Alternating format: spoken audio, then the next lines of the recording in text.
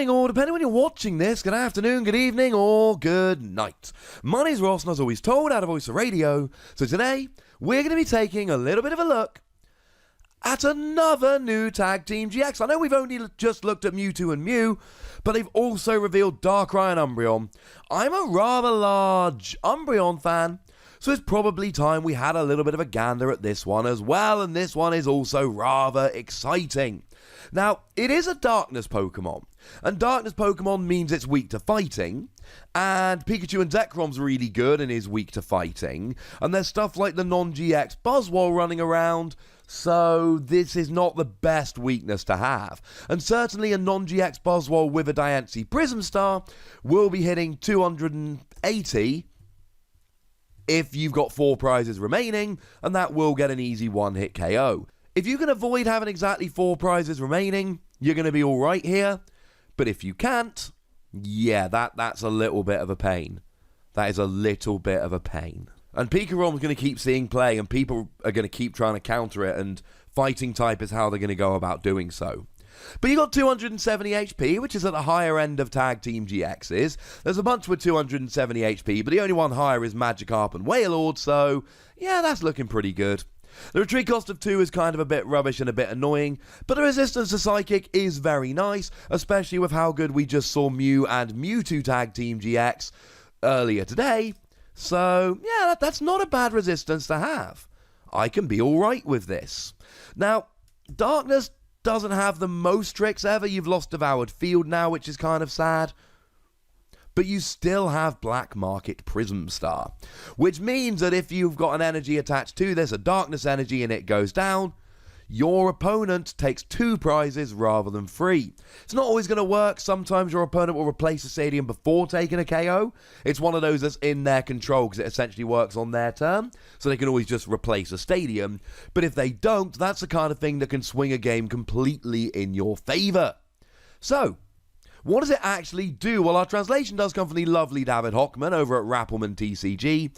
And the first attack, for 2 Darkness, 1 Psychic Energy, 150 damage, plus 60 to one of your opponent's benched Pokemon EX or GX.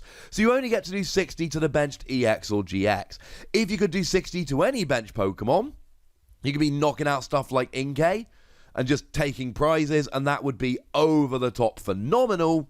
As it is, doing 60 is pretty nice, because you do 60, and maybe if you hit them twice, you can actually bring them into range of the 150 you're doing for the attack generally. Remember, we're going to have lost Choice Band by the time we get this, so you're going to essentially be 30 damage short of what you might be expecting, but it's still a lot of damage.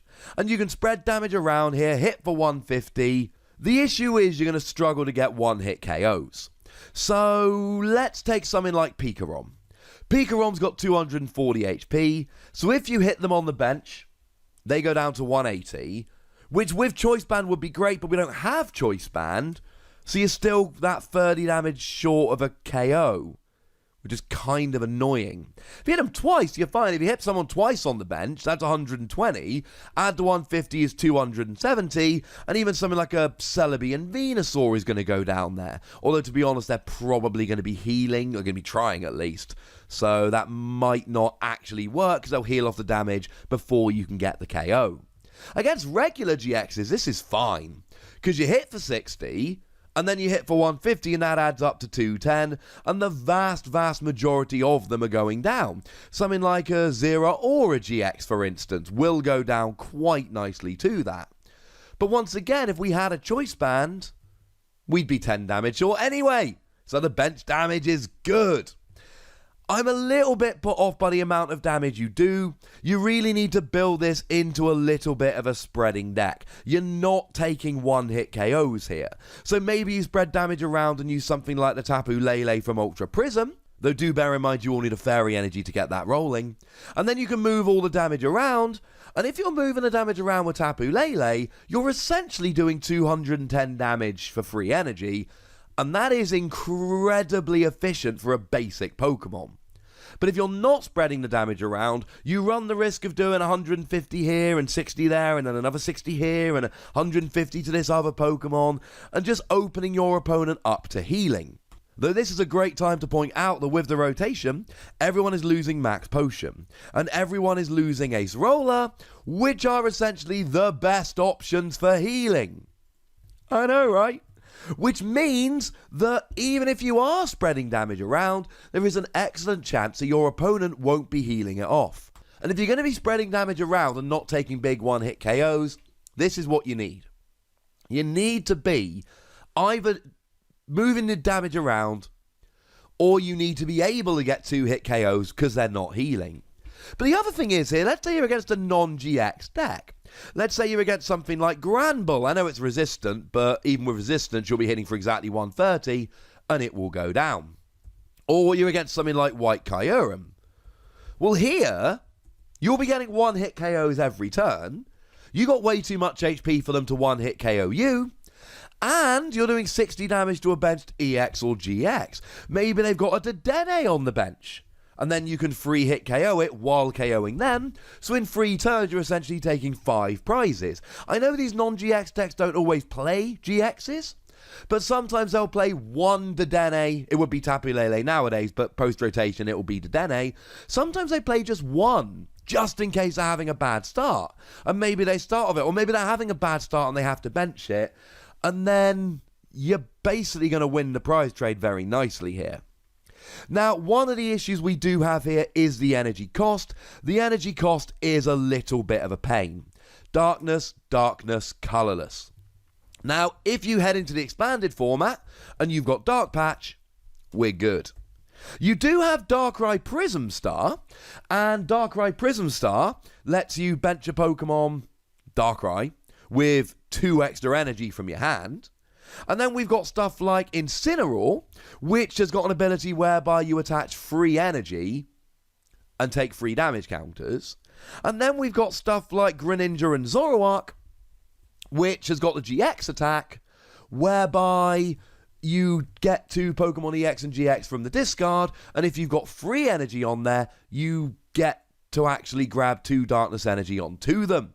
It is only Darkness Pokemon, although it can be any energy you like. Greninja and Zoroark, I'm not a huge fan because you give up your Tag Team GX attack. I really like Darkrai Prism Star here because you've got Nanu. Nanu lets you swap any of your Pokemon in play for a basic Darkness Pokemon from your discard pile, but then you get to keep all of the energy and all of that.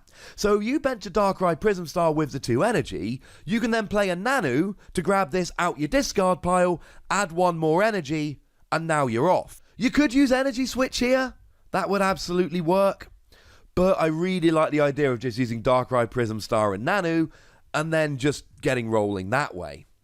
We don't have traditional energy acceleration for Darkness, but with stuff like Darkrai Prism Star and Greninja and Zoroark and Nanu, I think we can make it work, ladies and gentlemen. I think we can make it work. And then we've got a GX attack here as well. 1 colourless energy, your opponent cannot play any trainer cards from their hand during their next turn. Not item cards, trainer cards. That's items, that's supporters, that's stadium, that's the entire works, ladies and gentlemen. They cannot play any of them. That's pretty gosh darn good. That is a game-winning thing. That is looking at your opponent's field and going, hang on a second, they are only going to win if they can find an Electro Power to do an extra 30 damage. So you drop this, and you know they're not playing an Electro Power, and you guarantee the win. Or it's, hang on a second, my opponent didn't play a supporter last turn, so they've got a bad hand. So now I can play this, and that's guaranteeing another turn, even if they top deck a supporter. So that means I know that I'm going to be able to have another turn where they don't do anything. It's watching them use Makago to put a card on top of their deck, being pretty sure it's a trainer they're going to use to try and win the game, and then using this so that they're not actually going to be able to do it. But if you've got 5 extra energy attached, instant 1-hit KO. On anything. So against a Tag Team GX, you're literally taking free prizes while stopping your opponent playing trainer cards next turn. Tell me that's not probably going to lead to victory. Now this is a truly amazing effect, but it does need to be 5 extra darkness energy. Now this is still doable, this is absolutely doable. Get something like an Incineroar, use the ability again and then play a Nanu, and you've got the 6 energy. So having an Incineroar out, using the ability twice and then playing a Nanu will get this rolling, but that does give your opponent a turn to try and take down a 220 HP GX, because you'll have 3 damage counters on, and that is a little bit of a pain. It's not the end of the world, but that does open you up to a little bit of risk. Your exposure is quite high, we might say. That is the best way I can think of getting the darkness energy on here. Although, like I've said, in Expanded with Dark Patch and also Max Elixir, this is significantly easier to actually have a play around with. I love this GX attack. It's not often you're going to get the extra effect.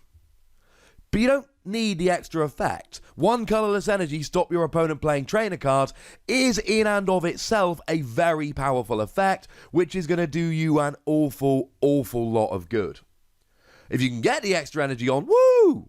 But even if you can, it's still a pretty good GX attack.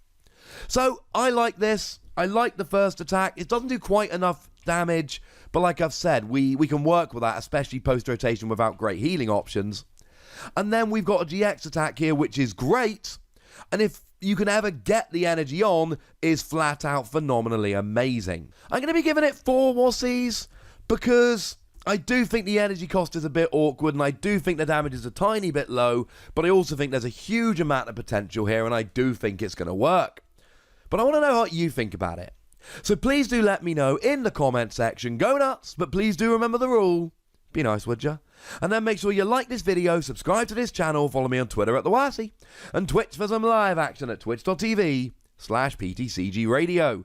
If you want to support the channel, get some bonus podcasts and all that, head on over to patreon.com/PTCGRadio, where you can do exactly that. And please do make sure you're checking out youtube.com/WassiePlays, where we talk about games that don't have Pokemon in. But by far the most important thing as always, look after yourselves till next time. Thank you very much for watching. My name's Ross, and you've been watching PTCG Radio.